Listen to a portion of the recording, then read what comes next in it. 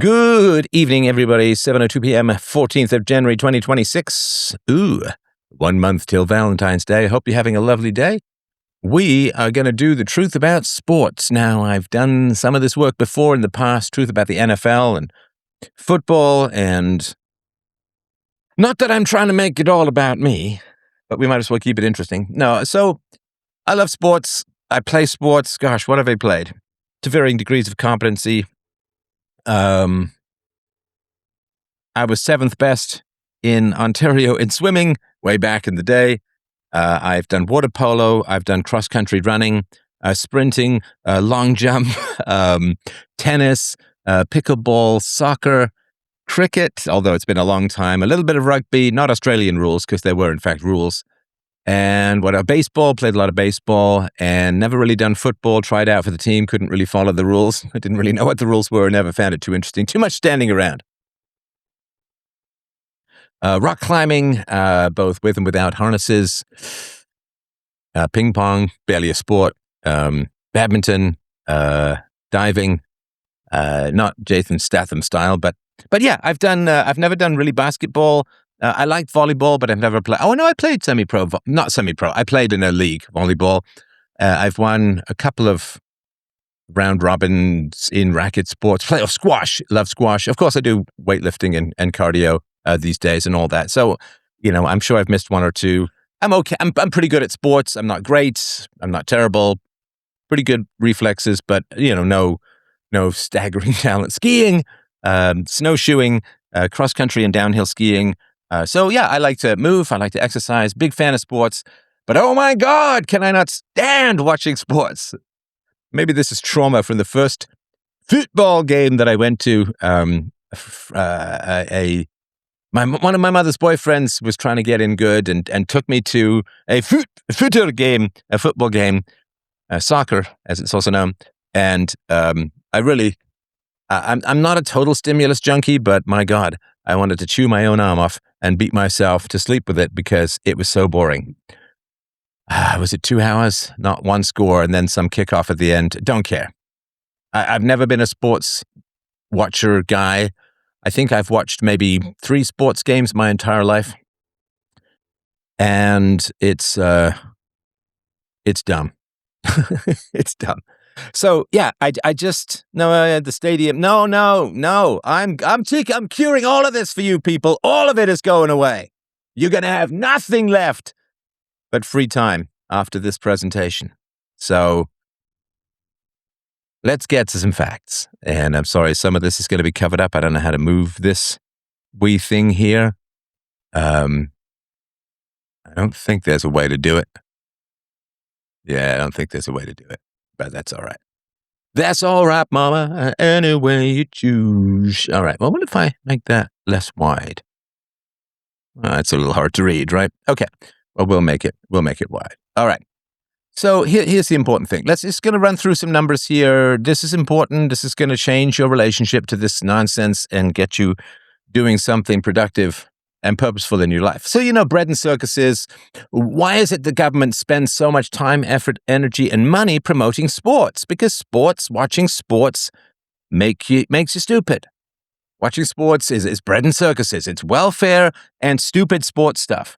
It's random allegiance. Of course, sports is training for war, which we don't really do anymore, except through 5th generation warfare, information and demographics. But we don't really do war anymore.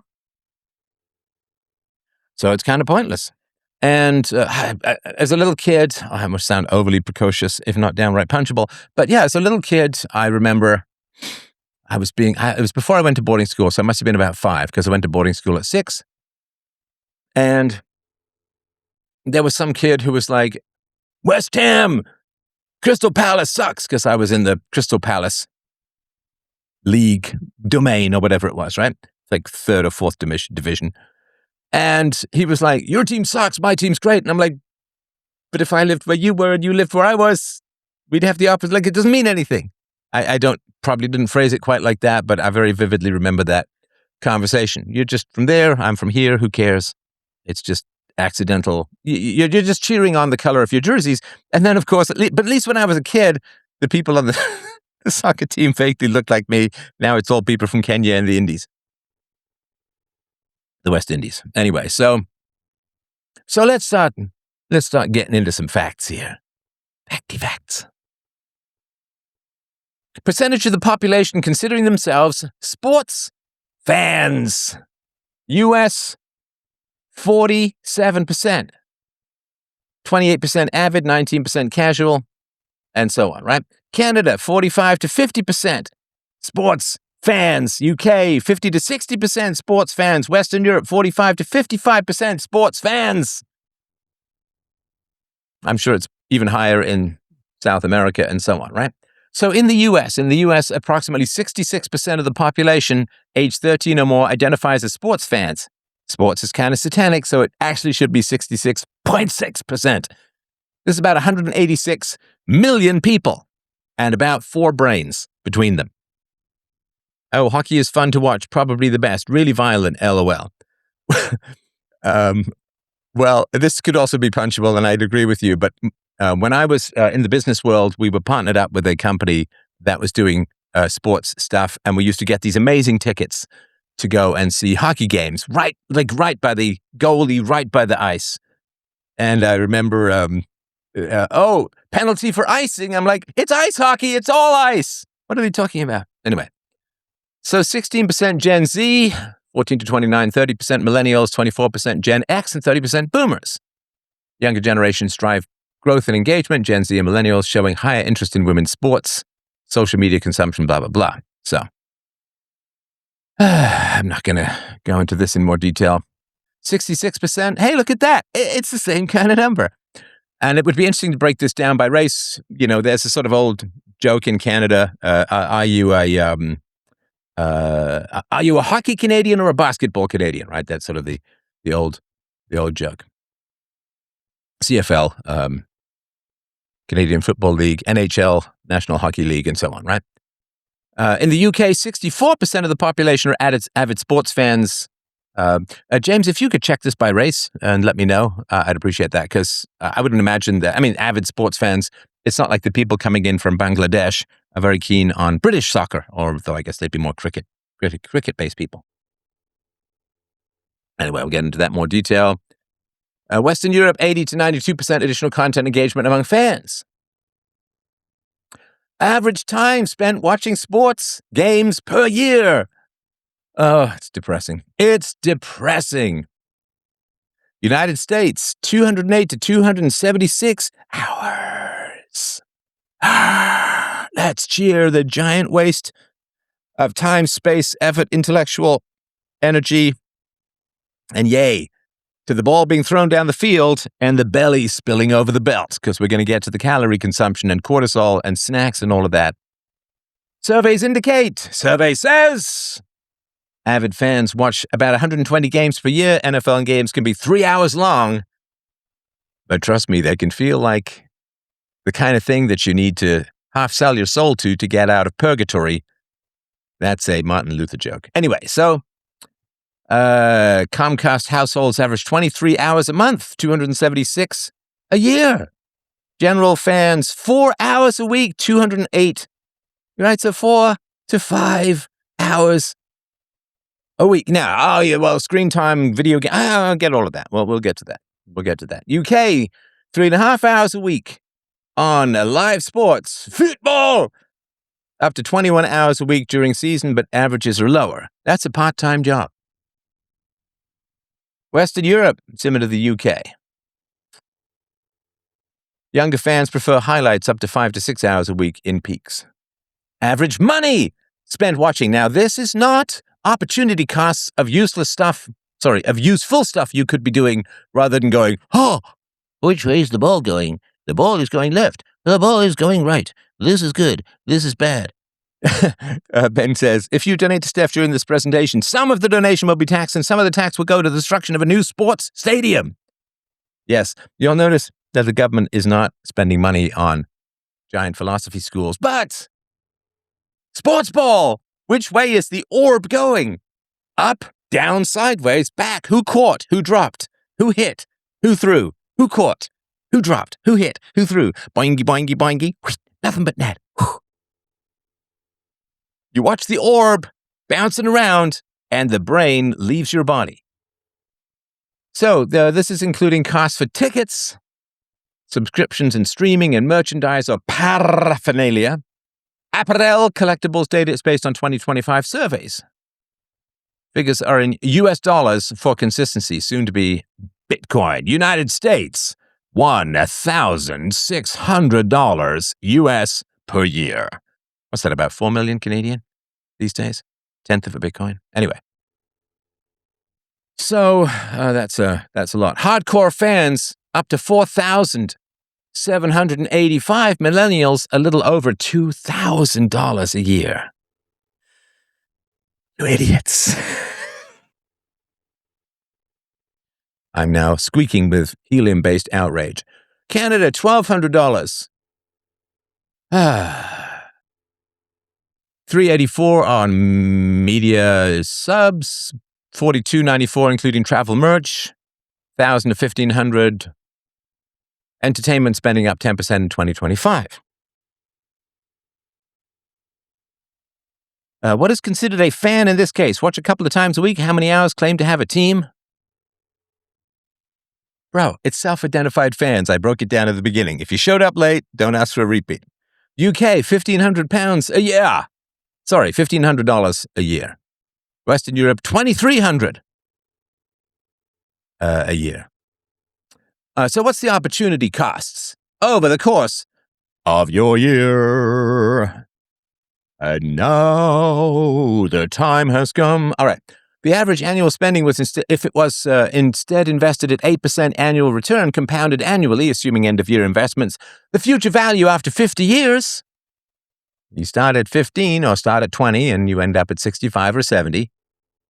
So if you took the money you hand over to billionaire owners and millionaire athletes, you could have, if you spend $1,600 a year, but you invested that money instead, you'd have $918,032 in the United States.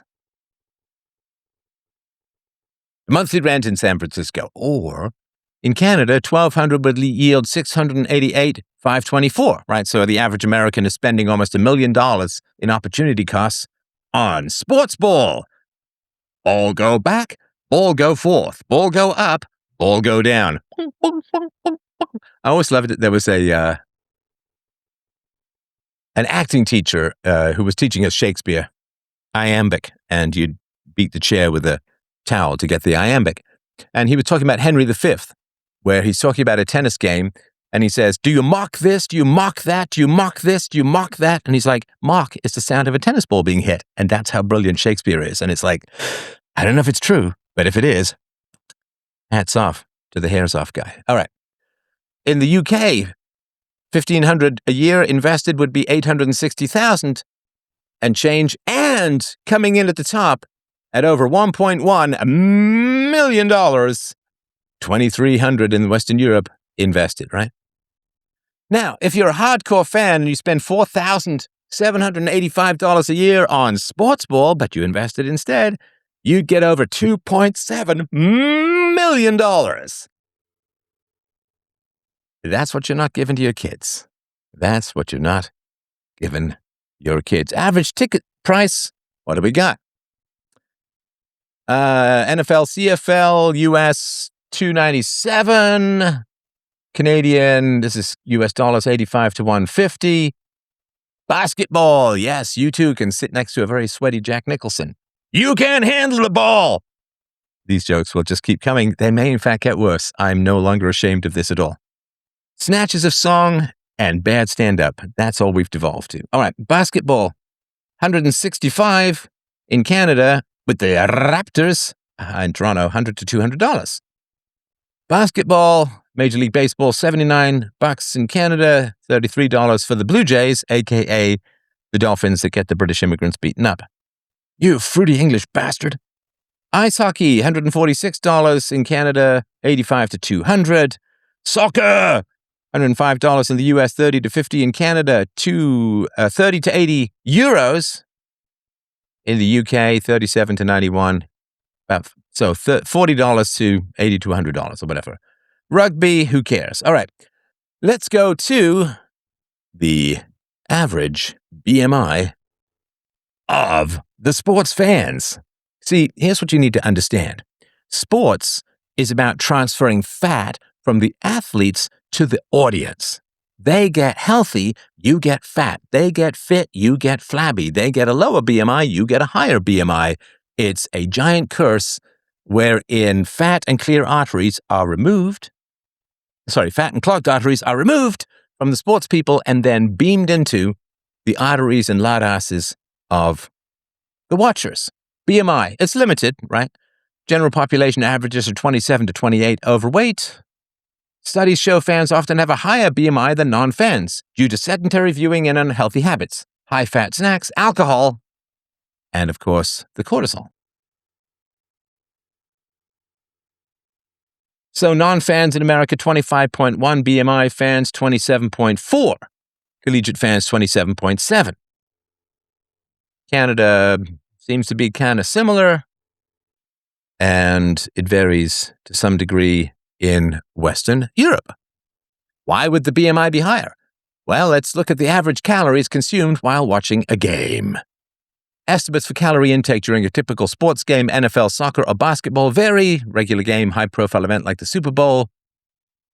Regular games, fans typically consume 1,000 to 2,000 calories from snacks and drinks during the event itself, 3 to 4 hours, 500 to 1,000 from food, and 500 to 1,000 from beverages. This would be beer, wine, other forms of alcohol, and sugary carbonated beverages, also known as the teeth busters.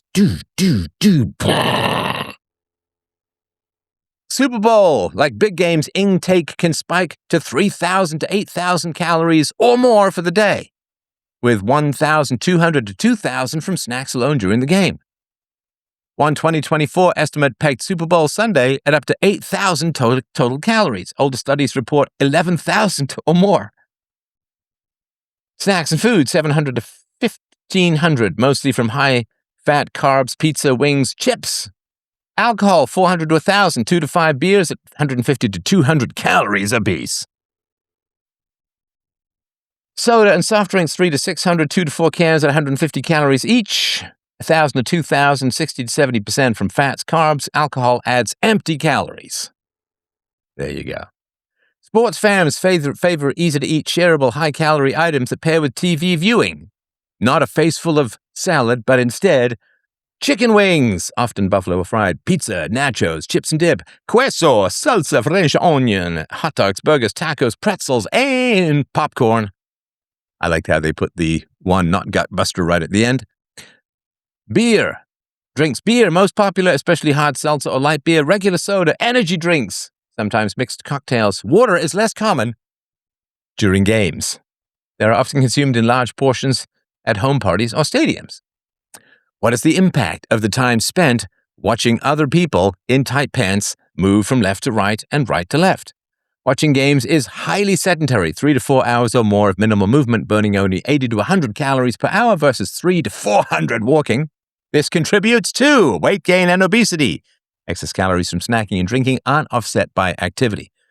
Cardiovascular risks, increased risk of heart disease, high blood pressure, and stroke. Sedentary behavior linked to 20 to 30% higher CVD risk.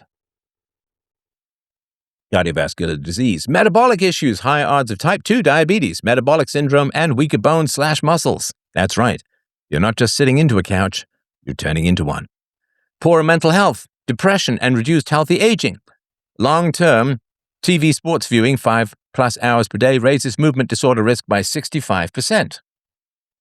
What is the impact of the stress experienced while watching games? If you've ever been around people who are like, think it! Bite, nothing but net, hit the ball, catch it, damn it, right? And the red face, Cheeto dust puffing out from every orifice, including those they're not directly feeding, veins, right? Veins pulsing, the Klingon foreheads, you name it. That's not good. So intense games trigger physiological stress, just as I'm doing now. Raising heart rate and cortisol, the stress hormone. Effects include cortisol spikes. Spike that cortisol and go down like a sack of potatoes. especially during losses or close games, fans of losing teams show higher cortisol. Emotional eating. As mentioned earlier, stress leads to overconsumption of junk food or alcohol as comfort. Cardiovascular strain. Temporary blood pressure, heart rate increases, chronic fandom may elevate long-term heart risks. Mental health. Wins boost mood.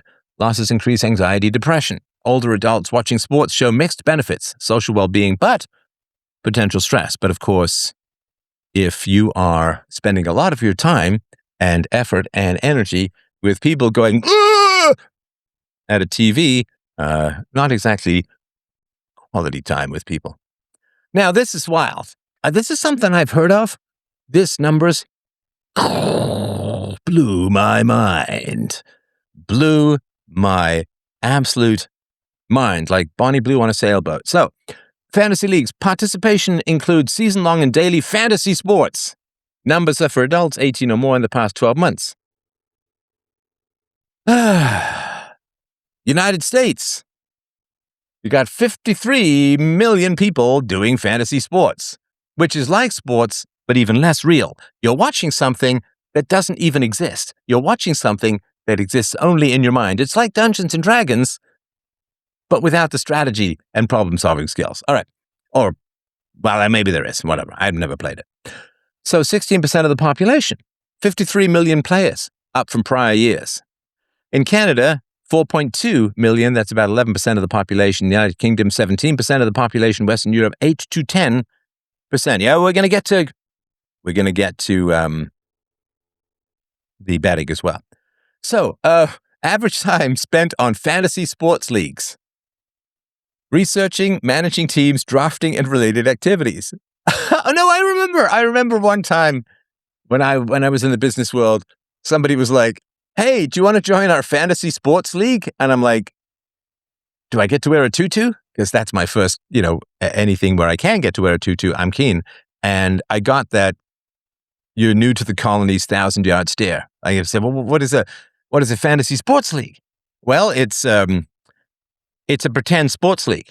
I'm like, well, what does that mean? Do you roll dice? Like, what do you, anyway? And yeah, I didn't join it. I would rather watch paint dry than have imaginary men run around in my head.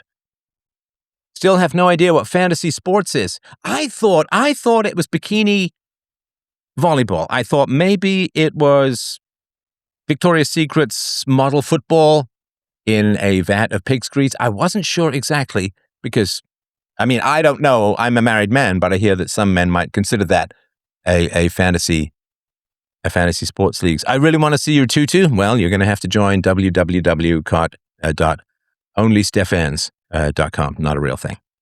But yes, so fantasy sports leagues, is that the Hawaiian Tropics girls in scuba gear? Tightly lashed and laced? I don't know. So averages vary by engagement level. So again, we got more details here. United States, average time, hours per week, between 8 and 20. 15 to 20 hours a week for engaged users, research and managing. Doesn't even exist. I'm going to throw a party, and all of my Dungeons and Dragons characters are invited. Ew, Argoth, you are so hot in that armor. Oh, Cassandra, the leather outfit and the spandex pants are just to die for.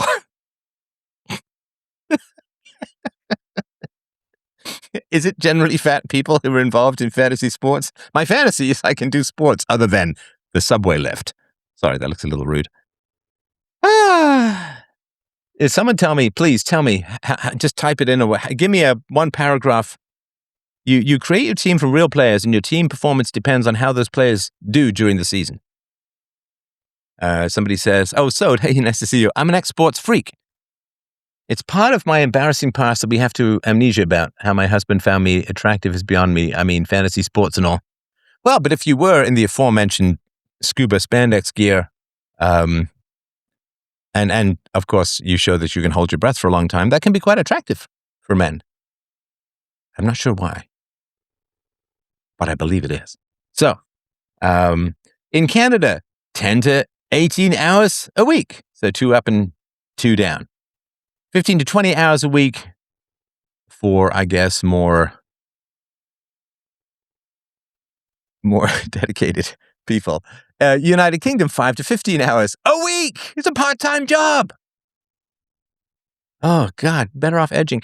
Western Europe, 7 to 15 hours a week. All right. Average money spent on fantasy sports leagues. Why are you spending money on things that don't exist? Sorry, little foam and spittle here. I can't believe these sports fans get so worked up about stuff. It's crazy. Average money spent on fantasy sports leagues. Spending includes entry fees, draft parties, subscriptions, in-app purchases, and related costs. All right. So how much are bros spending per year? In America, $100 to $400. Nothing crazy.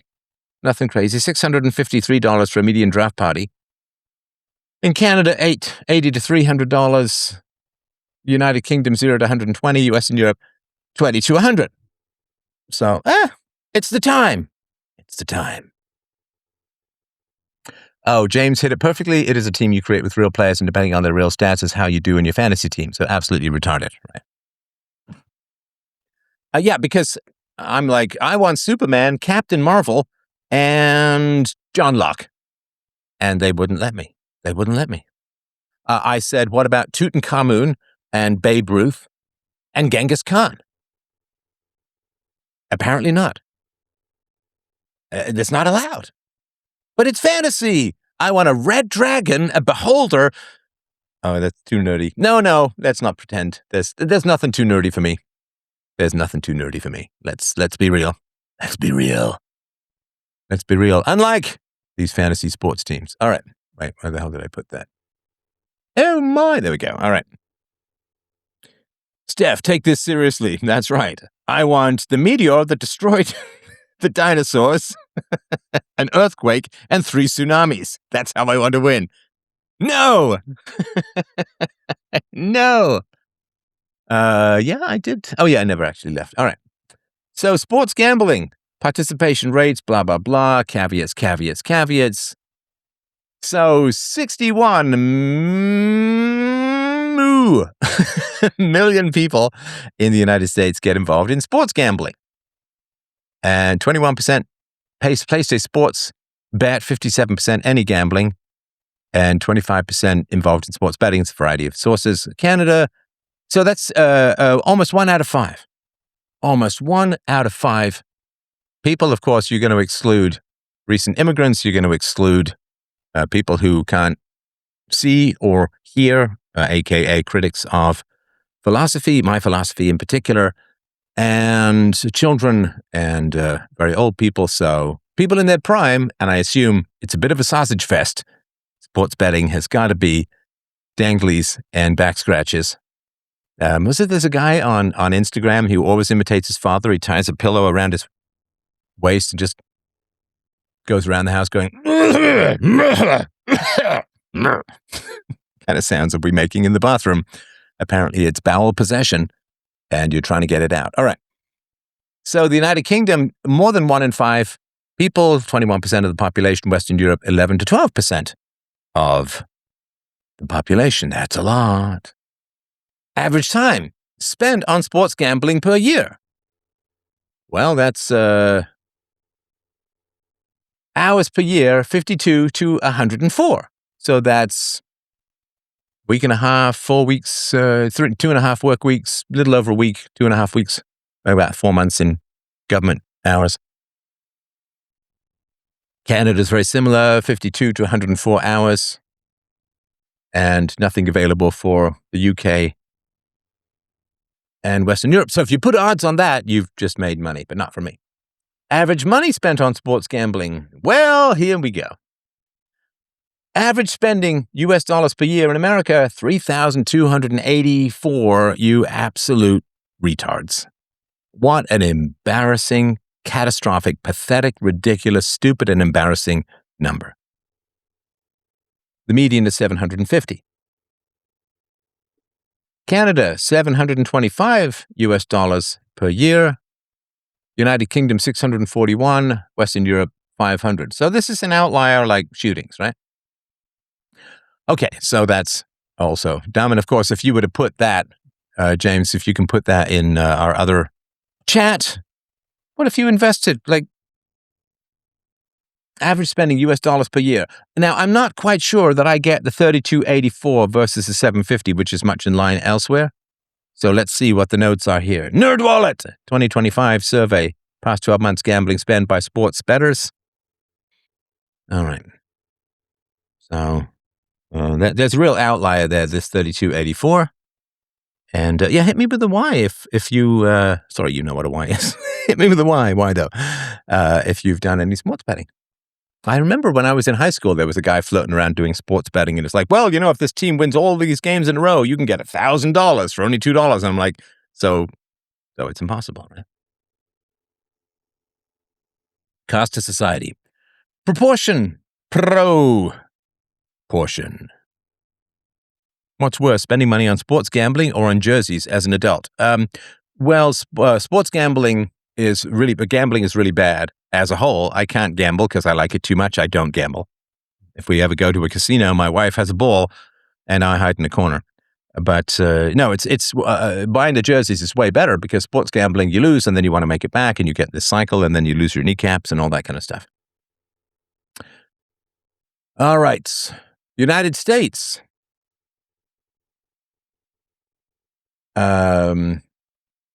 Proportion of stadiums receiving government funds. So in America, almost 3/4. Canada, similar to the US. And the United Kingdom is lower at 10 to 20%, and Western Europe is very low. Open leagues reducing team marketing. Power. Gambling is boring, takes no skill, etc. It's just lame. Well, it depends. I mean, if it's like pull the slots, yeah. I mean, but poker, I can tell you, a friend of mine, I've never really learned poker, but was it poker up front, liquor in the rear? Is that? Anyway, so I've never really, but you can, there's skill involved in some gambling for sure.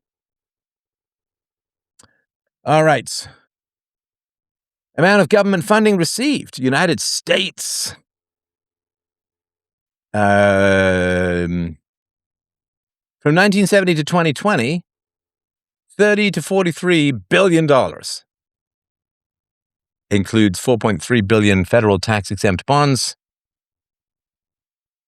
2000 to 2020, $19 billion since 2000. Canada, $3 to $5 billion. And of course, Canada's population is about a tenth of America's. So it's similar, I think. United Kingdom, £900 million to £1 billion for infrastructure, an additional £1 or billion or more for elite programs.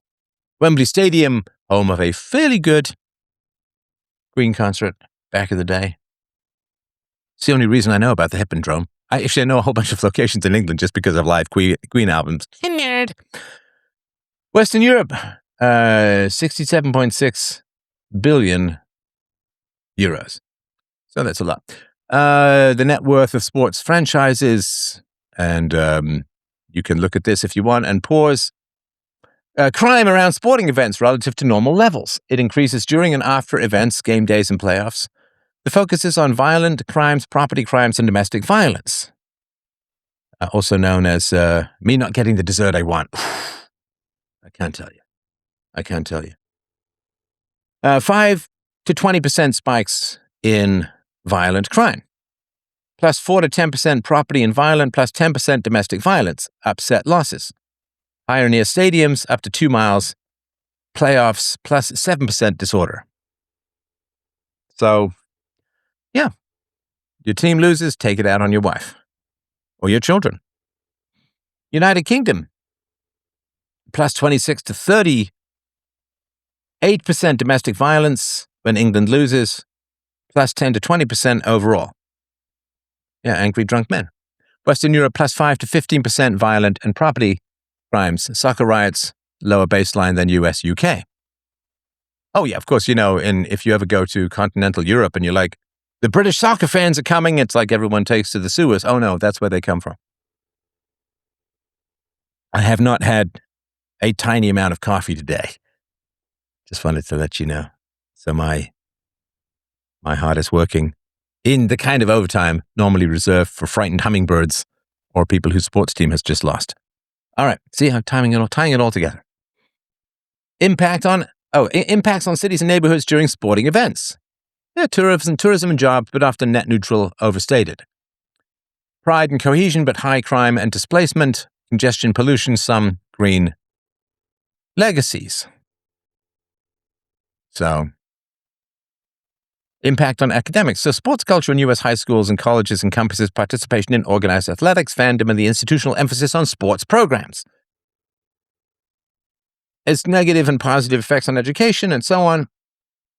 So, positive impacts. High school athletes often show higher GPAs, attendance rates, graduation rates, and lower dropout rates compared to non-athletes. Now, I kind of want to separate high school sports from, to some degree, college, to a much larger degree, pro sports. And I say this, I was on the cross-country team, I was on the swim team, I was on the water polo team, I was on the tennis team, but we didn't pay extra. It was sort of built in or baked in. I think it was a couple of bucks extra here and there. But I think sports is great. I can almost always tell people who've been particularly in team sports. Solo sports is a bit of a different matter, but team sports is a different situation. You can usually tell the social skills, leadership skills, and participation skills that people get in sports is really, really interesting. So athletes had higher attendance by 21 days a year, higher graduation rates, and test scores. Now, because you can't imagine, I know this is a bit cause and effect, but you can't really imagine somebody who's quarterbacking the football team becoming a school shooter, to take an example, or getting involved in crime. You get a lot of social skills from sports. I'm a big fan, but a lot of the sports that I did was just pickup stuff, right? Every Saturday, we would get together to play baseball. Every Sunday, we would get together to play soccer. And you get a lot of social skills out of that. Particularly, I think you get more social skills from pickup games than you do from more, because there's no coach. You all got to coach each other, and you have to take into account and work around people's various skills, right? So the thing that happens in soccer, where the guy who's bad is never covered, because they don't bother expending, the other team doesn't bother expending someone who's bad. So the entire time when you're playing soccer, they're like, I'm open. And the guy who's really good has got two guys on him guarding him. And then the guy who's bad gets really mad because you don't pass the ball to him. You got to figure out how to negotiate all this stuff or explain it or try and get him to, without it's anarchic, because there's no central authority like there is in school with a coach and whoever the teacher is doing it, whatever, right?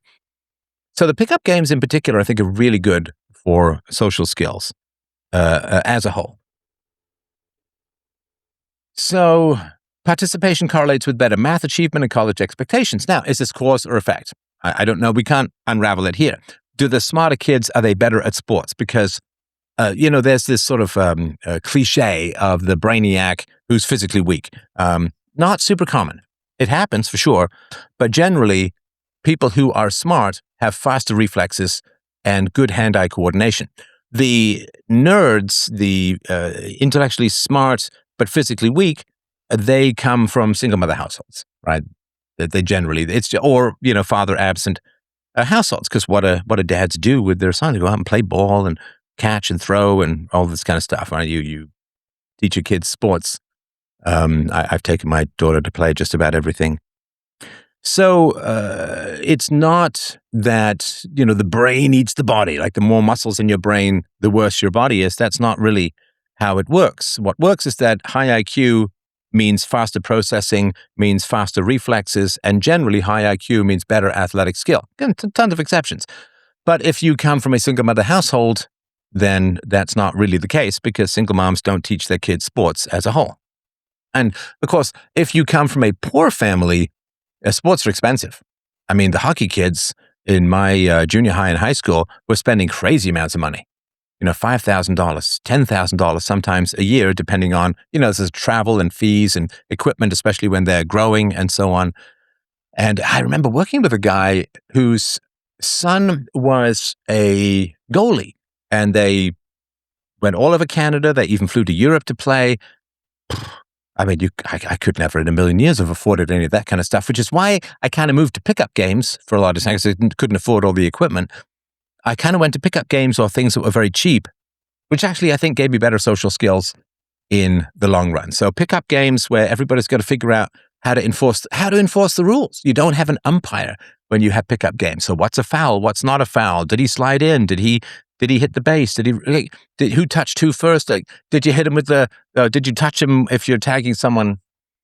If somebody is trying to steal a base in baseball. So you have to figure out all these rules for yourself. Gives you a lot of and enforce all the rules yourself gives you a lot of negotiation and social skills, right? Sports foster time management, self-discipline, resilience, teamwork, and leadership, enhancing college readiness and social skills. About 40% of Americans played organized sports in high school or college, with most reporting positive effects on health, obviously, and confidence. They build social capital through peer networks and adult interactions, reducing depression and boosting self-esteem. Athletics, of course, boosts school identity, enrollment, and community pride. In colleges, success, Flutie effect increases applications. Georgetown basketball surge plus 45%, Northwestern football plus 21%. Now, there are challenges as well, and this is more around the organized, highly competitive sports. Overscheduling leads to burnout, lower academic focus, and injuries, supporting the overscheduling hypothesis. Urban youth may see GPA declines during middle to high school transitions if sports dominate. In college revenue sports such as football show lower graduation rates. Football graduation success rate, 82%, but federal rates are lower. Jock culture glorifies athletes, creating discord and undervaluing academics. And this is a little bit the Asian thing, right? The mathletes are the Asians generally being smaller and slighter and more slender and not trying out for the football team as a whole. And so there is, particularly when you have multiracial schools, right? So of course it is the blacks often in the fast fire muscles in the basketball, and whites in football, and particularly with quarterbacks. The majority of quarterbacks are white, even though that's not exactly the same elsewhere for various reasons we've talked about before. Resources shift to sports. Budgets tend to favor athletics, potentially harming educational quality. Racial gaps persist. Black athletes graduate 11.6% below white peers in bowls, but I don't know if that's normalized for IQ, of course, right? Now, of course, in particularly American college, we're going to get to the injuries. Yeah, and I appreciate that, and that's a very big deal. The sports are great, but the injury risk, particularly in highly competitive sports, is very, very high. Special admits, which are lower standards for athletes, lead to poorer outcomes.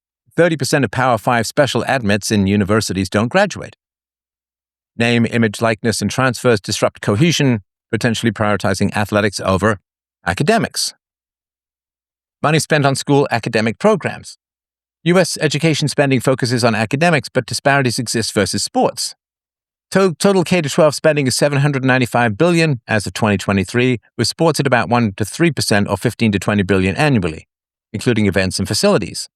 College academic spending, $600 billion total. Athletics at $15 billion, 5 to 11% of Division I public schools. So, what do we got here? Proportion of students involved in sports programs, high school, 50 to 57%, and about 3% in college.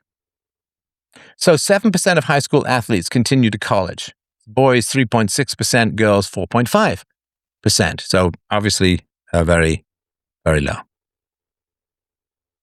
So I'm going to skip that. So yeah, there are definitely benefits of sports culture on youth, but I would argue you get even better benefits from pickup games than you get from more organized games. And I did, for a while, I was an assistant coach at a boys' soccer team, and it was fun. All right. Youth sports injuries have surged, with over 3.5 million U.S. children under 14 treated annually, up 17% in 2024. Overuse accounts for 54%, driven by early specialization and intense schedule. So overuse is when you pull something because you've been working it too hard rather than some impact thing. Common issues include sprains and strains, 49%, concussions, and ACL tears. That's brutal, up 26% in teens. ACL, I mean, that's that thick tendon right behind your heel. Those are brutal. Those are brutal. If you've ever been around a ski hill, you see people with those or recovering from those in the chalet. Whew, months. And that's even when you're young. You get these kinds of injuries when you get older. It's like, hey, you know, it was cool. You know, it was really neat. I loved that time in my life when my body knew how to repair itself rather than not. Oh, ACL is the knee? Oh, I'm so sorry. Oh, yeah, right. Sorry, I'm thinking of the Achilles tendon. Yeah, ACL is in the knee. Ooh, you know, so, and thank you. I appreciate that. Thanks, James. You're right. I'm thinking of the Achilles tendon.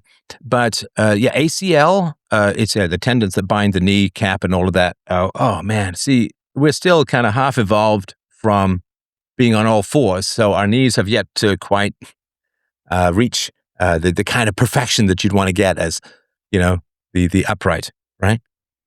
And so, yeah, knee problems can be really brutal. Knee problems can be really, really brutal. And knee problems can be lifelong. I knew a guy some years ago. He was in his 70s and he played volleyball in his 20s. And he took a couple of really bad whacks to the knee and he kind of had knee issues. And then it just kind of gave out and it was all gone. Like all of the cartilage was gone. It was like bone grating ungrown. He had to have a whole knee replacement.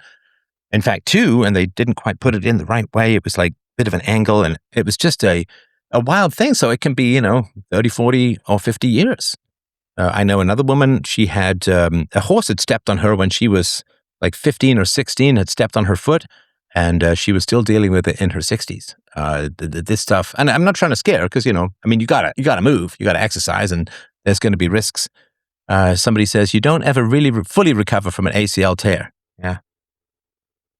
Yeah. So, football and wrestling show the highest rates, 35.9 and 26.4 per thousand exposures. Long-term effects include chronic pain, reduced mobility, and mental health issues like depression from repeated head impacts. Right? So, head impacts and concussions, over 750,000 ER visits in 2025. Football, you got 15 times more, obviously, concussions in tackle football versus flag or touch football.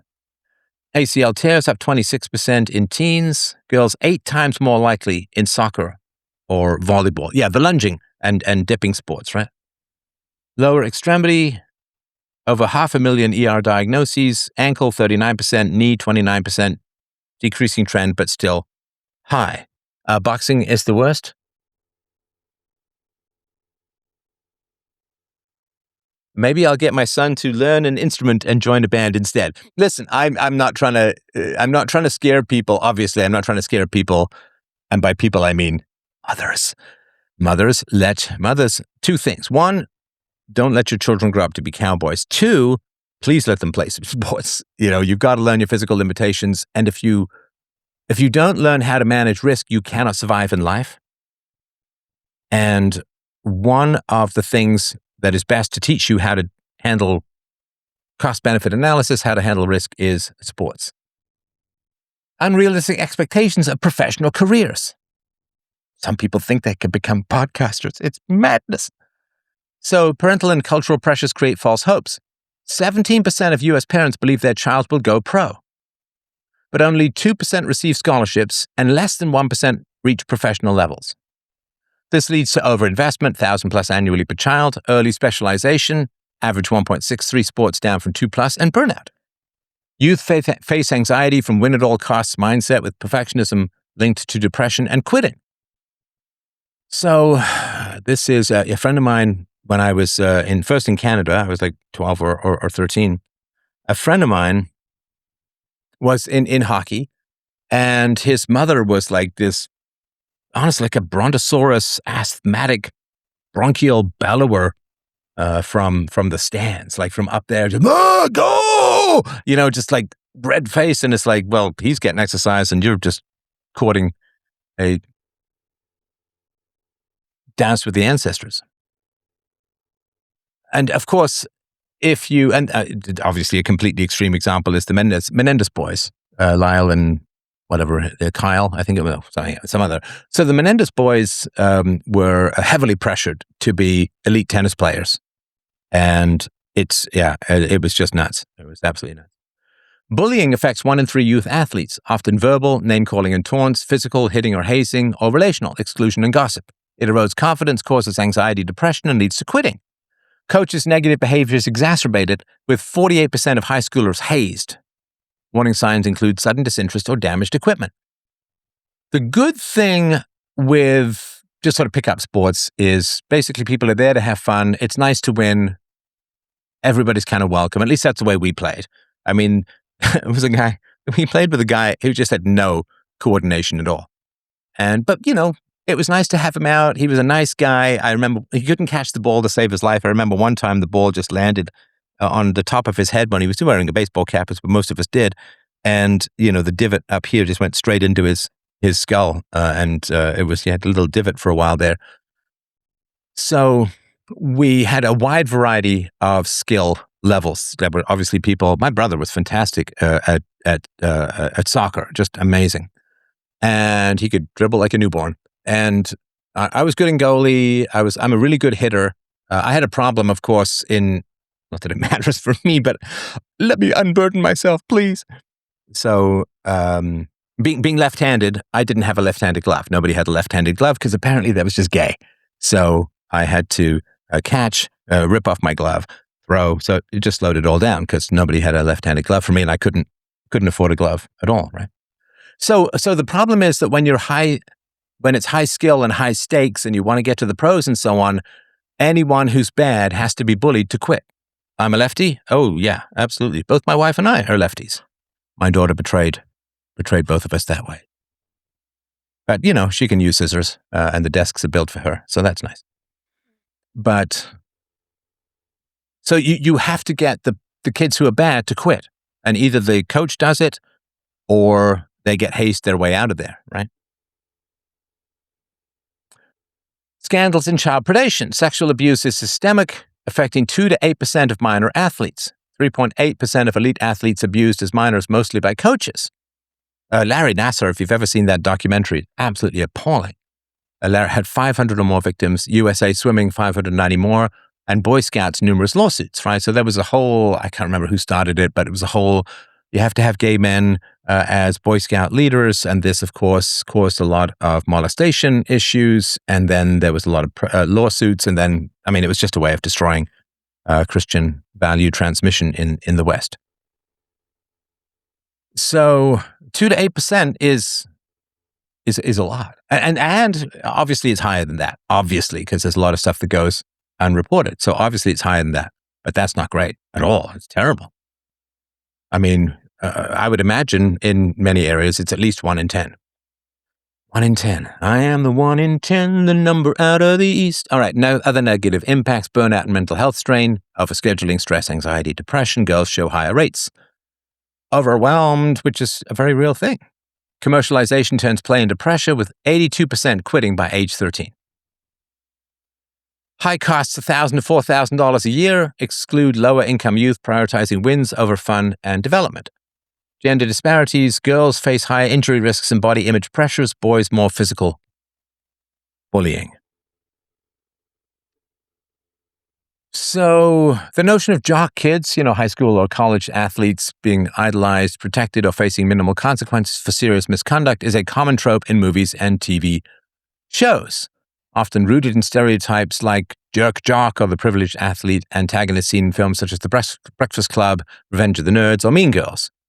That is coming from a particular group whose name escapes me right now.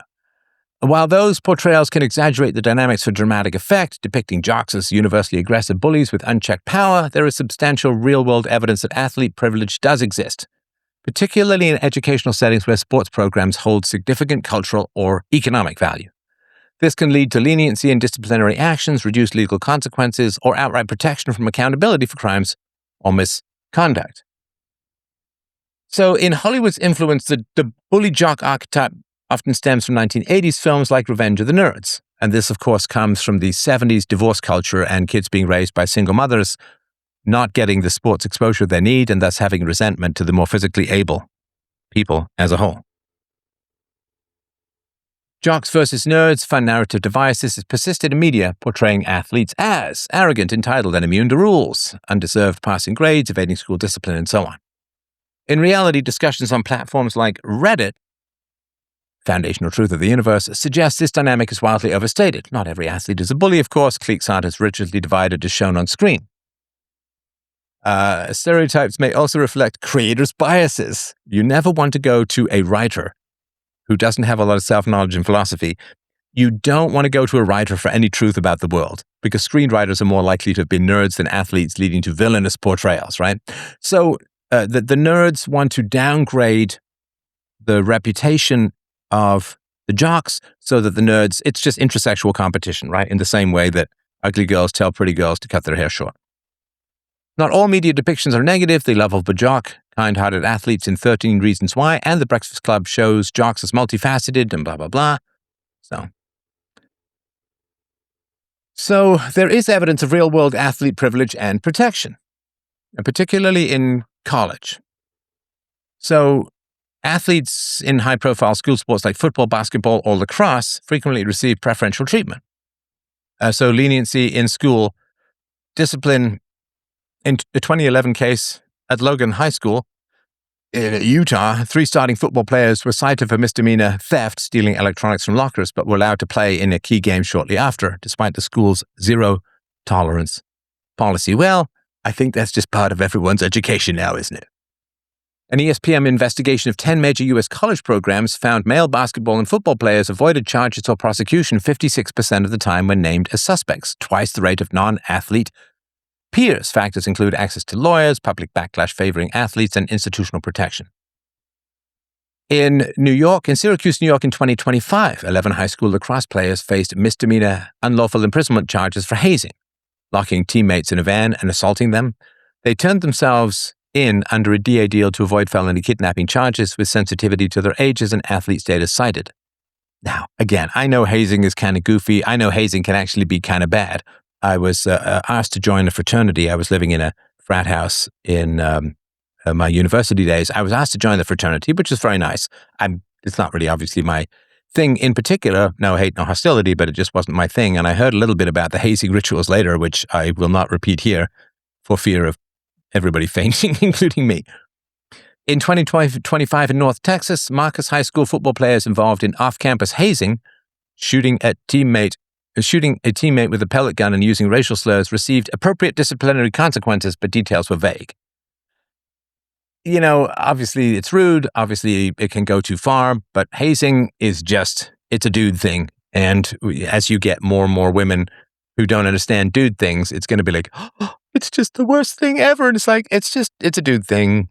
Obviously it can go too far, blah, blah, blah, right? The Brock Turner case, 2016. The Stanford swimmer received a 6-month sentence, serving 3 for sexual assault, with his athletic achievements factored into leniency arguments.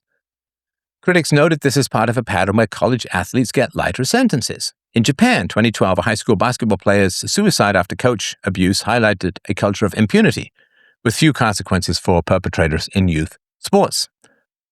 U.S. pro athletes, often former high school/college stars, also evade full accountability. A Harvard study found NFL or NBA players rarely face formal charges for domestic violence or sexual assault. The charges are dropped or they're diverted into counseling. And of course, that has to do with roid rage, perhaps. It also has to do with concussions leading to heightened levels of aggression and a lowering of the inhibition mechanisms of the brain. Sportsfluenza, a mindset where athletes feel immune due to past leniency, fuels this. Schools may prioritize sports revenue or prestige, leading to cover-ups. And of course, there are real consequences. And there are real false accusations, of course, right? The Duke lacrosse case. Substance abuse. Sorry, let me just have another sip of coffee while I opine about substance. Oh my God, I'm out of coffee. I'm fine. Back off, ancestors. I've got a presentation to finish. Substance abuse among professional athletes often involves performance-enhancing drugs, or PEDs, like anabolic steroid stimulants, EPO, erythropoietin, and human growth hormone, or HGH, as well as recreational substances such as opioids, cocaine, and alcohol. I assume also if you've got to work, if you've got to do the sports while having a sore ankle or sore knee or sore back or sore neck, then you may in fact use opioids to get through that as well. While some athletes use these to cope with pressure, injuries, or performance demands, the consequences are multifaceted. It affects health, careers, and the integrity of sports. I mean, the cat and mouse game with doping is pretty wild. Like this, what's it, blood boosting? You take, I think the Russians perfected this back in the day, that you take like a liter of blood out of someone over time and then you just pump it right into them right before the game. It's not a substance because it's your own blood, but it's kind of like a cheat, right? So performance-enhancing drugs can cause irreversible damage, including cardiovascular issues like heart attacks and strokes, liver and kidney damage, hormonal imbalances causing infertility, gynecomastia in men, and increased cancer risk. For instance, anabolic steroids can lead to acne, hair loss, and aggressive behavior. Roid rage. Well, at least I don't have acne. While blood doping thickens blood, usually erasing clot and stroke risks. That's blood doping. Opioids, often misused for pain management, contribute to addiction and overdose. 52% of professional football players use opioids. Recreational drugs like down cocaine exacerbate heart problems and can be fatal. Mental health effects. Substance abuse correlates with anxiety, depression, insomnia, and suicidal thoughts. Athletes may use drugs to self-medicate untreated mental illnesses or stress from competition, leading to a cycle of dependency. Neuromodulation therapies are being explored due to high recidivism rates in traditional treatments. Chronic use results in early retirement due to diminished abilities, withdrawal symptoms, and conditions like chronic pain or neurological damage from repeated head impacts exacerbated by stimulants. Well, but to be fair, sometimes I do get a little crick after a long podcast, and my butt gets numb. So listen. As far as those taking a lot of trauma out there on the football field, man, we're like this. I'm with you, brothers and sisters. It's tough, man. I can even feel it a little bit just now. So yeah, we're all taking massive damage for the cause of human entertainment. We're all on the same boat, man. All right. Career and social impacts, professional repercussions, violations, of course, lead to suspensions, bans, loss of titles, and fines. God, who's that bicyclist? Hung out with the actor, the doping guy. It'll come to me. Oh, the Jerry Sandusky scandal. Yeah, quite right. That was brutal as well. Ryan Leaf's opioid addiction ended careers prematurely. Legal troubles, including burglary charges, loss of sponsorship and income is common, damaging future prospects. I can't believe I forget this name. The biking guy, the Lance Armstrong. I was just about to get it, James. There was lonely. Okay, thank you. I appreciate that. But yeah, I remember being out at Libertopia many years ago. I was an MC and I gave speeches there. And I remember a guy was like, oh, Lance Armstrong is totally guilty. And I'd been lied about so much in the media that I assumed at that point everything the media said was a lie, including the words and the and most of their punctuation. But it turns out that it was unfair, right? So yeah, doping erodes trust in sports and so on, and up to 89% of athletes exceed hazardous alcohol levels, with stimulants and opioids more common for performance or pain. So, alcohol is deeply entwined with sports fandom. Oh my gosh, it's just horrendous. It's another reason why I don't watch sports is I find drunk people unbelievably boring. They go down to pure lizard brain NPC stuff. Crazy. So alcohol is deeply intertwined with sports fandom, seen as enhancing social bonding and excitement. I will never, ever, ever go and hang out at any social event where everyone's drinking or drinking as an expectation. I just won't do it. And I haven't done it, honestly, it's not a late 50s thing. I haven't done it for decades. Probably I was in my early to mid 20s the last time that I went to social events where you had to drink, or drinking was some kind of expectation, or that was kind of, hey man, what's the matter? You want to drink? Have a drink. Come on, relax. Get stupid. Are you finding that your cognitive functioning is functioning? We can fix that by drowning it like a baby in the bathwater with alcohol. Of course, binge drinking causes hangovers, memory loss, alcohol poisoning, and STDs, oddly, indirectly. Long-term issues like liver disease, cardiovascular problems, and addiction. Sports fans report heavier episodes with interference in daily life from alcohol use. Correlation with gambling exacerbates this, leading to more frequent heavy drinking. Alcohol amplifies emotions, increasing anxiety, depression, and relationship problems. Fans experience more alcohol-related interference over time, linked to frequent engagement and pregnancy. Yeah, quite right. Quite right. Thank you, Kay. Violence behavior. Heavy drinking boosts aggression, as we talked about this. Domestic abuse up 26 to 38% after losses. And if you've ever talked to women whose husbands are violent and real sports nuts, they're like, I hate football season and I hate the game, because if the team loses, I lose. Maybe a tooth, maybe an eye. Game day drinking increases healthcare utilization, although some studies show no rise with in-stadium sales, arrests, and burdens on services. Clubs with poor alcohol management serving intoxicated patrons, happy hours see doubled risky consumption rates. And of course, they drink and drive. 45% of fans drink on game days, often exceeding hazardous levels, 89% in team sports. So that's bad as a whole. Young athletes face, especially if you've got the 17% of parents who are like, you're going all the way, you're going to the show, kid. Young athletes face immense pressure to excel, often leading to substance use for performance enhancement, pain relief, or stress coping. So, yeah, for sure, increased cardio, strength, bone strength, and so on. 57% of youth athletes admit performance-enhancing drug use and higher binge drinking rates. Early PED use causes stunted growth, hormonal changes, and injuries. ACL tears up 26% in teens. Right, so for your body to be safe, everything has to work together. Just because you have performance-enhancing drugs, that will make your muscles stronger, but it doesn't make all of your tendons equally strong. So then you can do things that your muscles can handle, but your tendons can't, right? So you get your ACL tears up 27% in teens from the PED use. Then you go to opioids for pain, leads to addiction, contact sports, increase prescription stimulant misuse by 50%. Mental health effects. Pressure causes anxiety, 64% of youth athletes, depression, 63%, and substance use as coping, alcohol, 60%, other 49%. Athletics-related anxiety predicts cannabis use and risky behaviors. Perfectionism and identity issues worsen burnout. Social and behavioral impacts. 77% of student athletes feel pro athletes doping pressures them, right? Because you see your heroes doping, you feel like you have to dope, and maybe you do. Motivations include success demands, injuries, or peer influence. Come on, man, do this line of steroids.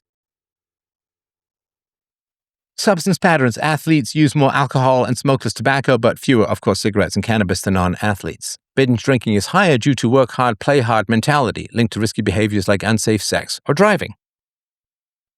Long-term consequences. Early use leads to academic issues, reduced life skills, and higher adult addiction risk. Parent-coach expectations amplify anxiety, lowering competence perceptions. So, that's it. That's it. Let's stop sharing. Well, do we have to stop sharing? Yeah, I guess we kind of do. Let's just go back to our regular old solo here. So, it's bad, man. Sports, great. Sports involving centralized, often coercive parental figures and coaches, well, it's central planning versus the free market. So, anyway, let's get to your comments and questions. I'm happy to hear from you all, and thank you to James for a lot of that research, and I really do appreciate that. So let's get to your questions and or comments. Sorry, there's been a lot. ACL is the knee. Yeah, thanks, James. I know that. I find it's really important to be mindlessly hostile to people who are helping you. Really does help in terms of team cohesion and so on, right? Yes, Scott Adams did die yesterday. I did a show last night, which is available for donors on what it means. I think what it means. All right. So, Robert says, glad to be here. So glad to see you back. Thank you very much.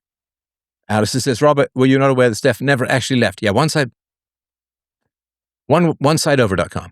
One side over. Playing sports, though, was awesome. My best memories of playing sports. You learn how to lose. You how to have self-discipline, teamwork, etc. Love sports. Sports are great. I absolutely beach volleyball. One of my greatest memories from my 20s is taking 2 weeks to go to the Dominican Republic, sit on the beach, read Jung, read Nietzsche, and play like 4 hours of beach volleyball a day. All right. When you're on the same team, even your arch nemesis becomes an ally and maybe eventually a friend. Sports is like a social lubricant in that way. Yeah, I think well-oiled female volleyball players are quite a lubricant. I may have misstated that. I can't tell anymore. Anyway, all right, let's see here. Sports betting is stupid. Yes, betting as a whole. It's just, the thirst for the unearned and so on, right? All right. Boom, boom, boom, boom, boom, boom, boom. Robert says, Stefan is a real gem. Now that we lost Scott Adams, there's hardly anyone left worth listening to, for me. I hate to be picking up his leftovers, but if I can help, I'm happy to.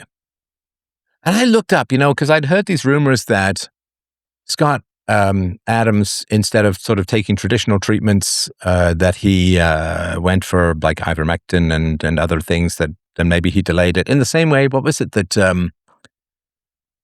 Apple guy, right? Steve Jobs, when he had, liver cancer or something, he thought maybe he could cure it with fruit or something like that. And it's like, I don't know. When I was facing that illness, the number of people who ended up giving apricot seeds, you'll be fine. I'm like, ooh, that's kind of dicey. That's kind of, boy, you've got to be really, really confident if you're going to recommend things to people medically. Can you imagine if you recommend things to people who have cancer and they don't work and you're getting people killed? I don't know how people live with themselves that way. Somebody says, I remember being a Montreal Canadien fan when they won the Cup in 93. The fans trashed the city. Oh, yeah. I don't know what had happened lately, but the last time that the Toronto Maple Leafs won the Stanley Cup was in 1966. And I remember greeting people in Toronto sometimes, like, hey, you're from Toronto. The last time that your hockey team won the Stanley Cup, I was just being born. Somebody says, I was in Ukraine for the Euro Cup in 2012, and people were literally killing each other over soccer teams. It was wild, yeah. Let's see here.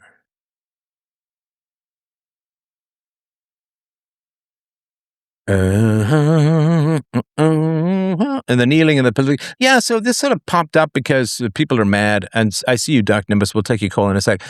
This sort of came up for me because people were so mad at the NFL. Like, so everything you get is going to be politicized because politics is just so lucrative, right?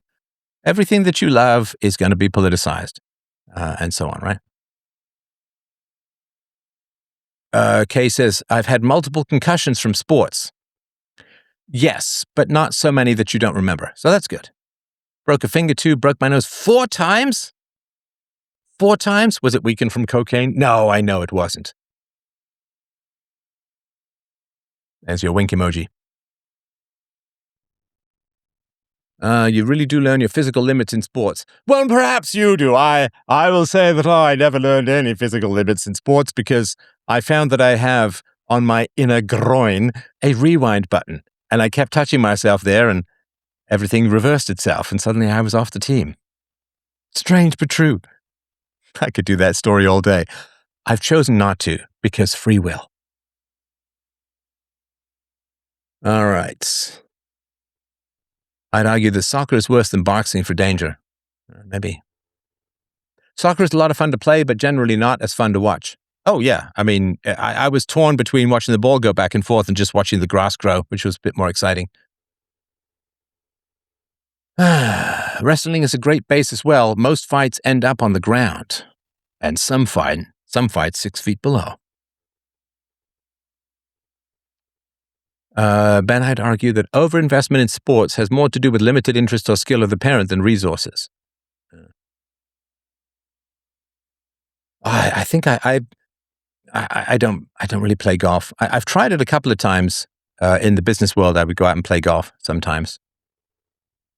You're jumping into your shot. I don't know what that means, but it feels like I should be twerking. And also, they don't allow twerking out there. It's very strange. Bullying persists because it effectively regulates status before empathy matures. Sadism applies to a minority and mainly amplifies it. Says, it's true, my old friends would always tell me I look better with short hair. I believe them too. LOL. Yeah. Yeah. I mean, I was a fairly tasty little man scrumpet when I was younger, and my friends were not pleased. We're not pleased because I'd go talk to the girls, right? And not share. Right. I was hazed. The girls antiqued me, says a woman. Basically, when I was sleeping, they threw a handful of flour into my face. Brutal. Antiqued you? Does that make you dusty? I feel like maybe I'm having a stroke, but that doesn't seem like much English that makes sense to me. The idea that 20% of parents think their kids will go pro is an interesting look into parents' personal insecurities and wanting status through their children's perceived societal success. Yeah, you ever know those parents? They're like, you get the Christmas cards of everything that their kids are doing and all of the amazing things, and they're number one in here and there, and I'm just like,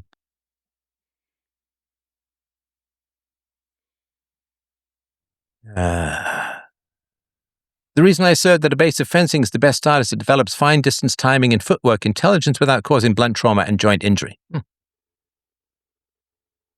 But wait, guys, can someone explain? I was subbed to Stefan yesterday. I noticed I am not. No, that channel is gone, I think. That wasn't me. But professional football players are just destroyed after their careers. Yeah, so a lot of this, and if you can give me like sort of the average length of time, that would be great. But my understanding is that you even if you get into the pros, you're only there for a couple of years, usually before some injury or some problem or lack of performance causes you to get dropped. That's no good, man. And you haven't made enough money, and maybe you're injured, and you don't have maybe other skills or a great education or something like that. So, doping has been happening since the original Roman games. Naked, greased men throwing a discus in slow motion. I'll be posing for the thumbnail later. All right. Hazing is such a lame, weak tradition, in my opinion. I was told to do something in regards to hazing. I refused. The others accepted. I think I gained respect, and the other guys had to deal with it. I talked about this in Australia with regards to the Aborigines, although that was pretty brutal. They just throw spears at guys, right? But no, hazing is a natural test of physical courage and your willingness to subsume yourself to the general good, which is necessary for war and for hunting. It's just not that necessary, of course, anymore. Literally can ruin your entire life with an injury early in life like that. That's true. Yeah, that's true. That's true. Yeah, a friend of mine who was very tall played basketball, hurt his knee, and ended up, when I was very young, heavily addicted to painkillers because that was rough. Why does Owen Benjamin hate Scott Adams so much? I don't get it. I don't know. Yeah, one website over.com. That's true. Somebody says, hey, Steph, big fan of yours. Your message about non-aggression principle against children has tremendously helped my family. It's amazing to see you back on YouTube. Well, thank you very much. Thank you very much. I am a producer for Gen Z podcast. We have over 3 million followers on YouTube. Hey, would you like to have none? I'm just kidding. Would love to possibly have you and share your wisdom to an entire new generation. I would love to chat. Just shoot me support@freedomain.com. Yep, absolutely. James has given me Steve Jobs. Come on, man. It only took me 20 seconds. All right. No, and I appreciate that. James, thank you. James is like, he's wobbling. Let's prop him up. Were you to recommend some places to visit as a family in Canada, what comes to mind? The Rockies, BC, Regina. Rhymes with fun is also a great place to visit. Quebec City, especially during the winter festivals, is fantastic. And if you like fishing, ocean life, and so on, Newfoundland is beautiful as well.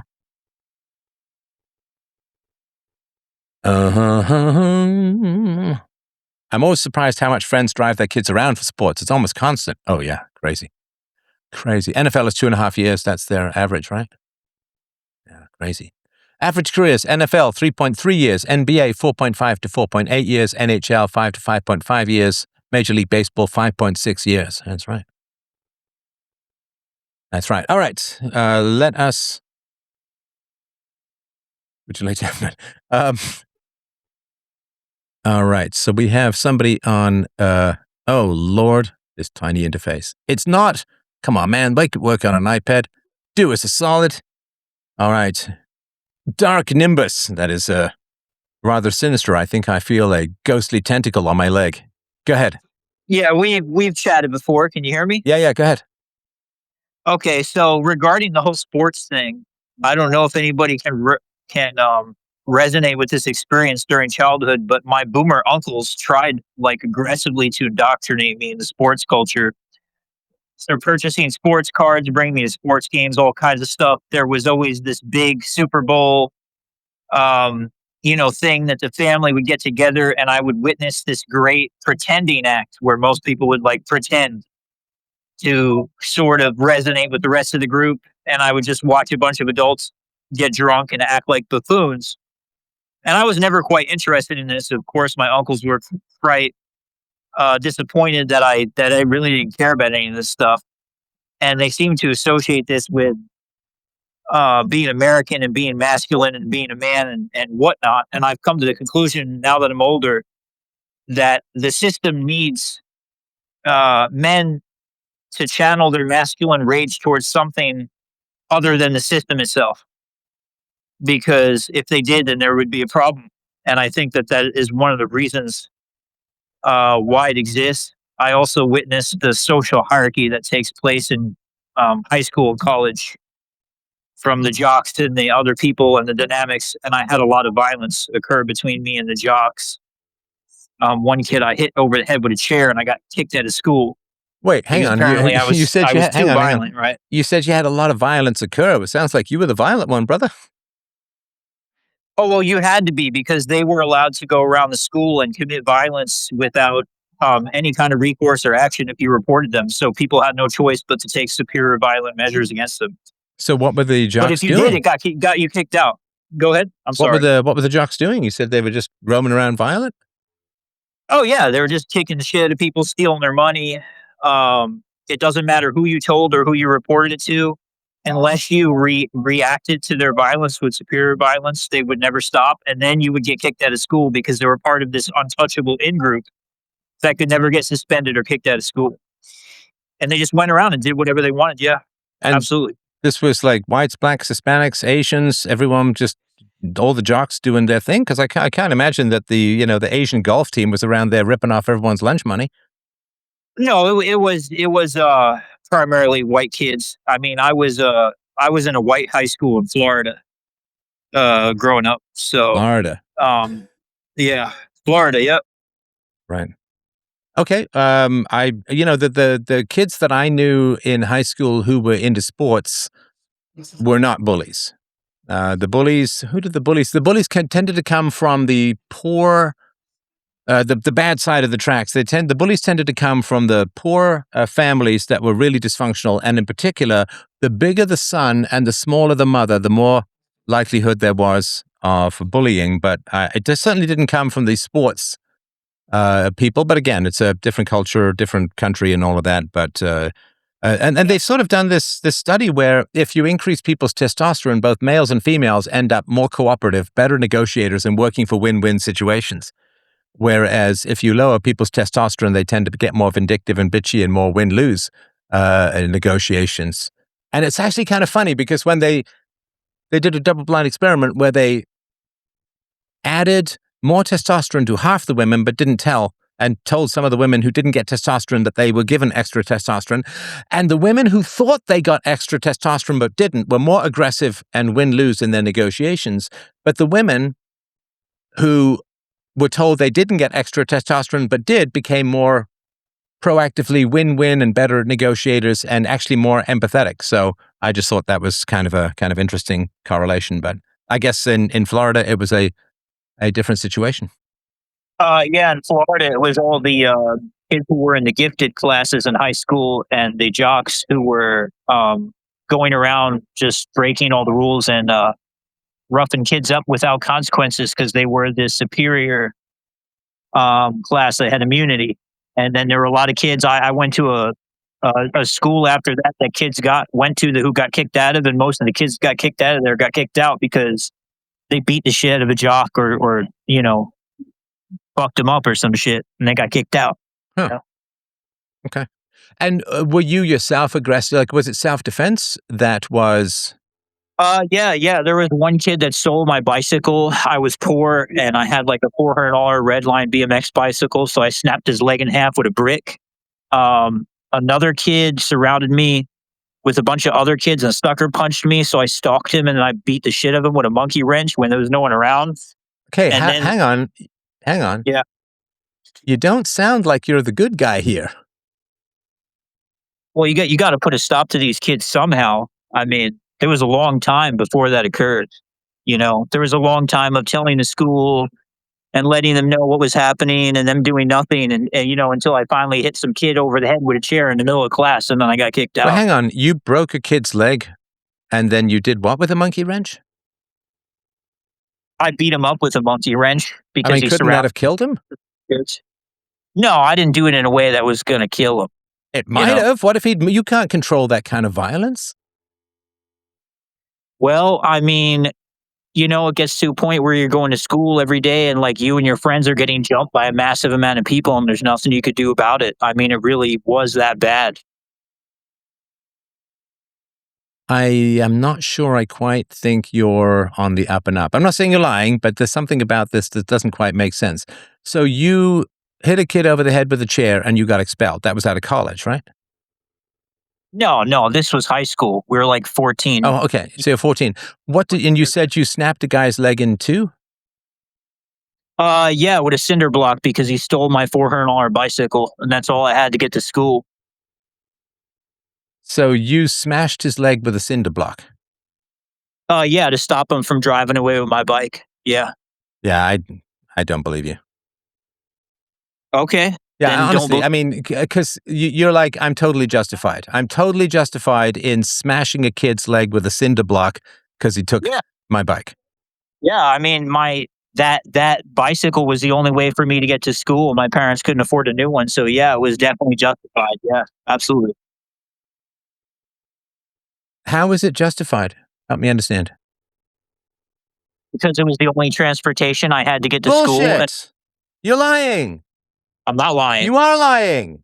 You can get a No, secondhand bike for $40. Of course you could have got to school some other way. I'm not saying it's right that they stole your bike, but this idea that you had no other way to get to school than a $400 bike is bullshit.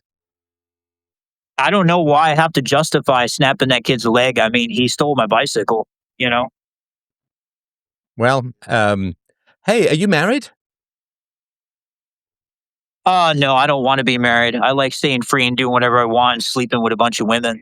I think, other than the women who you're quite dangerous towards, I would highly recommend not getting married, and I would highly recommend not spending time around children. I think this is all just made up I told you nonsense, and I so think dark. it's all. And also, listen, look, I mean, don't steal people's bikes. I get all of that, but you don't smash a kid's leg with a cinder block, producing perhaps lifelong injuries if he steals your bike. Like, you obviously don't do that. Don't smash people with monkey wrenches because I think this is mostly just nonsense, right? I mean, don't do any of this stuff. There are other alternatives. And the other thing too is that like it's perfectly fine to just walk away and not have it on your conscience that you destroyed some kid's body, perhaps for the rest of his life because of some bike. And it is just, oh, I like being free and sleeping with lots of women. I mean, it's entertaining nonsense. So I'll mention that. Oh, did he called him before with 8 wives or something like that? Yeah, maybe. Oh, God, what was his name? Oh, Dark Nimbus. Okay. Because I have a list. I have a little list here. Is he on my list? Do down. Wow. He is added to my list. Okay, Dark Nimbus. Yeah, I mean, this is all just a bunch of deluded nonsense. All right. Any other questions, comments, issues? Next caller is a guy from Florida who got his bike stolen by a guy with a cinder block. Next caller is a guy who can't walk because he got hit with a cinder block. Next guy is the guy who's still wearing a chair as a hat. And all of that, right? Yeah, I just, the jocks could do anything and they could beat anyone up. And it's all, I mean, I assume that this is somebody who's just, may need to tweak the meds just a smidge. But I assume that's all just, oh, the guy with 8 women and only sons, is that the guy? And the next caller is 8 baby mamas. At least it trumps it kind of, well, I don't know that it's kind of funny. Live by the cinder block, die by the cinder block. And a monkey reg. Anyway. Yeah, it's a very odd liar. But, I guess some people like their little moment of fame. All right, we've got, oh, you know what? Let me just check my naughty list here. I don't think the next caller is on it. Let me just check my naughty list here. Yeah, we're good. Kale. As in California. What's on your mind, my friend? Hey, always great to chat with you. How are you? I'm good. How you doing?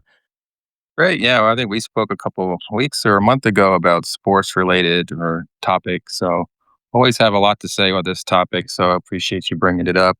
In terms of films, I know you're going down the 80s film tropes of jocks. So what about, you seen that film Lucas? I've heard of it. No, I've never. I find sports films as a whole really boring.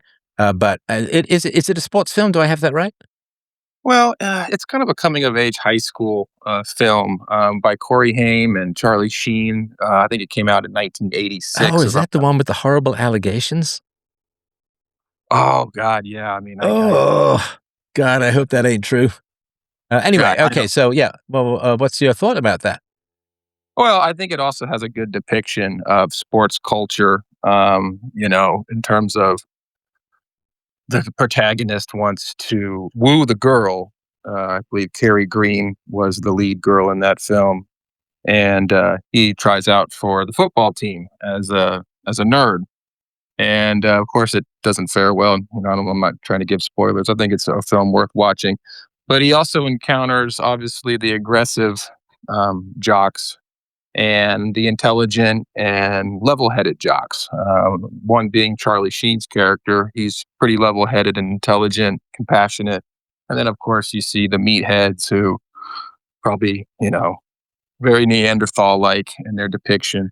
So I think it kind of gives you a taste of both worlds. Because in my experience, I played sports in high school and a little bit in college, and I also taught in school. So I kind of have some experience with um, athletes, student athletes. And to me, it was very 50-50. I would see bright, intelligent kids with good demeanors who were looked out for others and were intelligent. And then I also saw very sadistic and kind of hooligan behavior and just aggressive and violent. And so I saw it on both sides.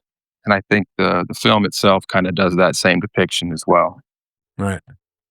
Yeah, and there's a funny thing about, I think it was starting in the 80s movies, although I tried the My Bodyguard and so on, but there was a thing that happened, and I think it comes from sort of a blank slate argument, and maybe you've noticed this pattern as well, and it kind of comes from a Ferris Bueller's Day Off and so on, and this idea that people can't have it all. So the rich kids are assholes, and the poor kids are great.